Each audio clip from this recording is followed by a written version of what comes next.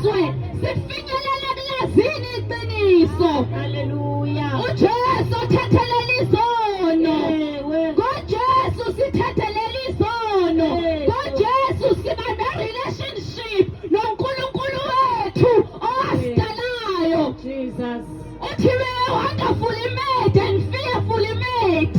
usidalile ngomangaliso nangokwesabeka. usidalile uNkulunkulu wethu. uma ungaphilela uNkulunkulu wakho uphilela bani?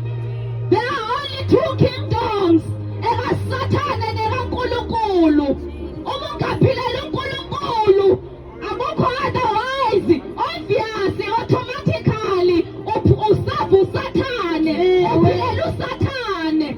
Kodwa uNkulunkulu uJesu akasiyekelanga. ubonile ukuthi siyizoni. ubonile ukuthi abantu bazahlukanisile naye. Nkosi yami. weze